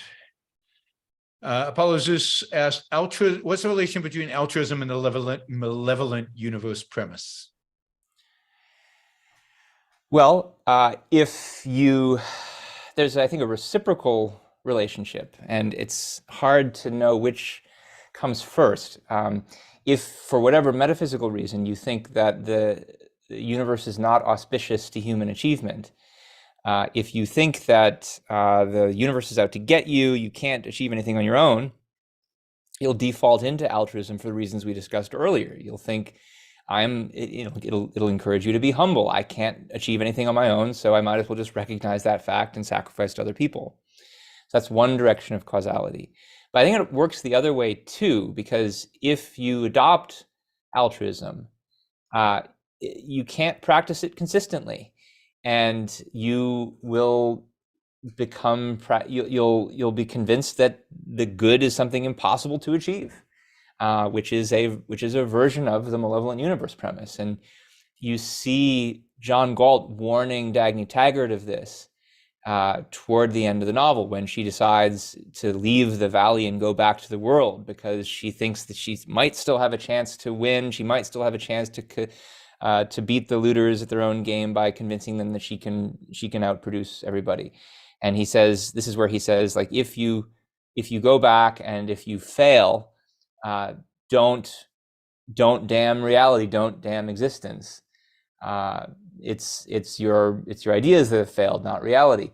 But the actual good is real, as possible, it's yours. So and you see Dagny even beginning to have a sort of tentative malevolent streak in her when she goes back to the world. She starts to think, maybe my ideals aren't achievable, and I'm going to fight for them anyway. And she's got this kind of Byronic attitude. But that's the malevolent universe starting to creep into her worldview, because she's pursuing what is in fact a form of sacrifice. She doesn't think it is, but it is in fact. And it's only when she realizes, no, I can't live like this. I can't convince these people. They don't want to live. I'm only helping them to get away with their pretense, and quits, that she regains her original perspective. And she's always been a benevolent universe person throughout most of the book. It's just starting to weaken briefly in the middle of the book, and then she regains it because of her decision to go on strike. All right, let's see. All right, let's make answers shorter now, just because we're coming on 2 hours and we still got a few. All right, let's see. Mark asks, Toscana started this week and Ocon coming in July. Thoughts on them and to any of the events later this year and in 2024 events Ben will be at? Well, he's not a Toscan. No. My only thought on that is that there's a reason why on the website for Ocon, I think we have in big letters now, the Objectivist Conference, because Yep. it's the only one. Yep. Yeah, it's going to be a great conference. Ben is giving a talk there. We do have a conference in Europe next year in Amsterdam. I think it's in March. Mhm. So it will be a European conference in March. I'm not sure who the faculty are going to be there, but Amsterdam's such a great city. That'll be a terrific conference. I don't think there are any other conferences per se that we have planned right now for Not this that I year. know. Of course, there's Ocon next year, which will be somewhere. I'm not allowed to say where, but somewhere on the West Coast. I think I can say that. It is the West Coast's turn. I don't know how we got to Miami this year. This year's West Coast turn, but we're in Miami this year. Anyway, come to Ocon. It's going to be amazing. It's going to be a lot of fun. A lot of people, I think close to about 500 or above 500, and a lot of students. So a lot of young people. Andrew, what does Ben think of the criticism of Rand's presentation of Toohey, that he's too conscious of his own evil? I think that Ayn Rand herself thought that he Yeah. was not psychologically possible, but that it was something she was adding for dramatic effect. Yep. I'm pretty sure that's in a letter she wrote to a fan. So if it's a criticism, I don't think it's a criticism. I think it's just an observation, and Yep. she'd probably agree with it. And remember, novels are novels. They're not meant to be philosophy. Just I mean, not psychology, not credible accounts of human psychology necessarily. yes, yeah. Justin says, is RFK Jr. a tribal lone wolf? He went from left-wing environmentalist to right-wing anti-vaxxer in a decade. I think he's a left-wing anti-vaxxer. I don't think he's a right-wing anti-vaxxer. Being an anti-vaxxer doesn't put you necessarily in one camp or the other. There are left-wing anti-vaxxers and right-wing anti-vaxxers. But the whole left and right-wing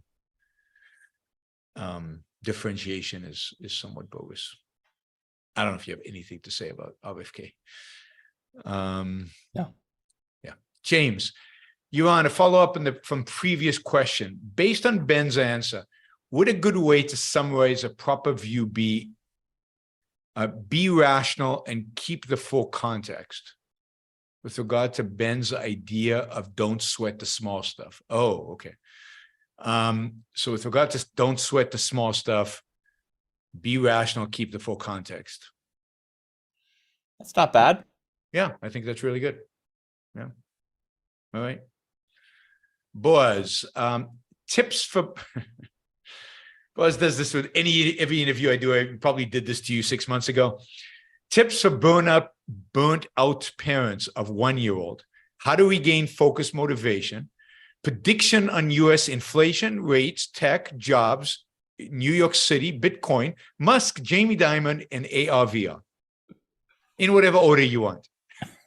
All for $5. I have very little to say about most of those things. Especially not tips for burnt out parents of 1-year-olds, since I have no children, so I've not been through that. I mean, burnout is something that's maybe a more a general phenomenon. I think it often results from people choosing a course in life not because they really want it, but because they see it as a duty. I don't think it's always that way, but it's something. It's a case to be on the lookout for altruistic motivations. Certainly, there are people who become parents for altruistic reasons, not because they really want to have children. Yeah.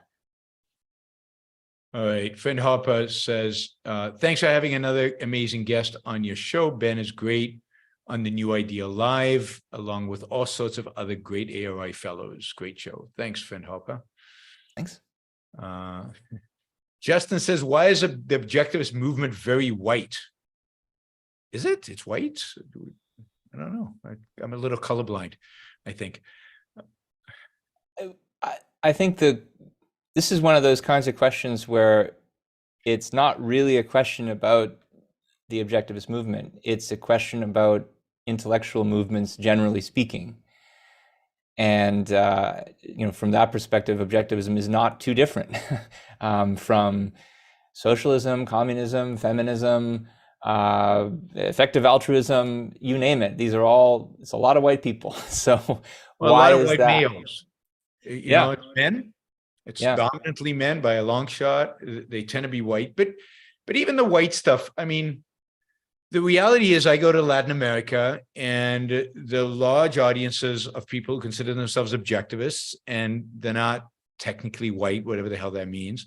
I'm not a big fan of identifying people by the color of their skin. There's a big group now of objectivists in Africa. I don't know how serious they are. I've met some of them, but I don't know if the movement is real or not. But there is some activity online, and they do want to have a big conference next year in Nigeria or Kenya or something.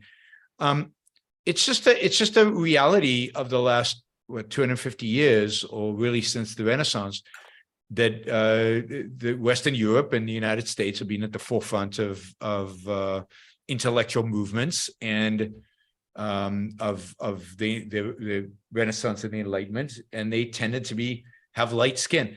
I see no greater, deeper meaning than that. Once these ideas pervade in geographic areas where people have different types of skin, they will be popular there too. I think actually the OCON is going to be, can we say, more diverse? Because quite a few people are coming from Latin America. I think we've got quite a big group coming from Latin America. I think it's been increasingly diverse for years now. Yep. And for those single guys out there, more women. Definitely more women at OCONs. All right. Let's see. We got two last ones. WCZN from New Zealand says, positive news, Mark Andreessen on Lex. Yeah, I saw that. I think he did it today.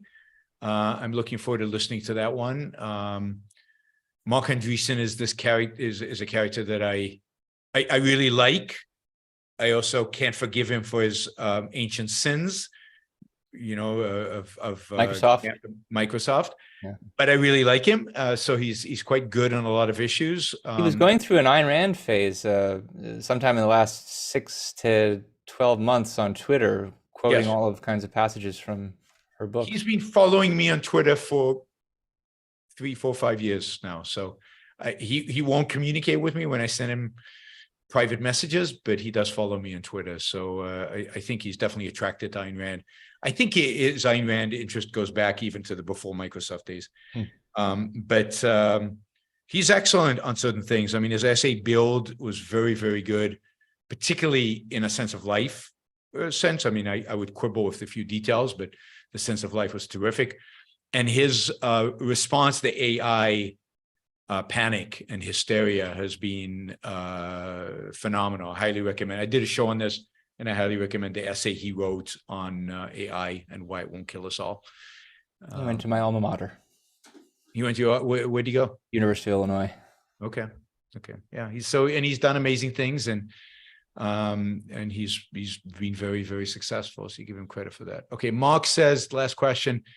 Many weird modern ideas come from superstitions like Hermeticism, I don't know what that is, and the God-mind monoism of that system. What to make of claim that universe is God?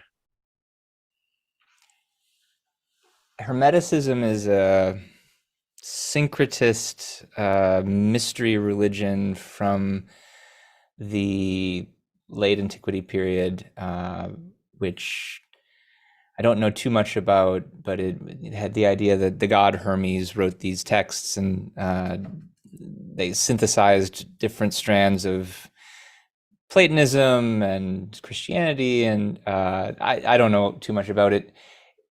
The way he describes it, it sounds pantheistic, because he said the universe is God. How to think about that idea? Depending on where it shows up in history, it's either a good thing or it's either a better thing or a worse thing. So if it's, when it first shows up is with the Stoics, I think they're basically kind of pantheist. And there it's very bad, because it's the first time it's coming up, and it's introducing a form of consciousness into the basic nature of reality that they didn't think was there before, and it's a retreat from the kind of realism of the classical Greeks. Spinoza was a pantheist who, in different places, said things like the universe is God. Now, coming out of Spinoza's mouth, it has a different kind of effect, because this is now after thousands of years of Judeo-Christianity, and coming out of Spinoza's mouth, it's a way of depersonalizing God, saying, in effect, God is nature. And there are a lot of people who think that when someone like Spinoza says that, he's basically saying there is no God, there's just nature. And so it's, he's still probably not he's not an objectivist or an Aristotelian, but he's increasingly secular with, so he's kind of going back to the Stoics, which is, progress insofar as it's regressing from Christianity. Yep. All right. Thank you, Ben. This has been wonderful. We just hit 2 hours. Thanks to all the super chatters. Thanks for the support. Really, really appreciate it. Lots of questions, lots of good questions. Great. I will see you, Ben, at Ocon in a week, in a day. A little spooky. I'll see you guys tomorrow morning for a news roundup, and over the weekend we'll do a couple of shows. And so thanks everybody for sticking around, and see you soon, Ben. Bye. See you, Ron. Thanks.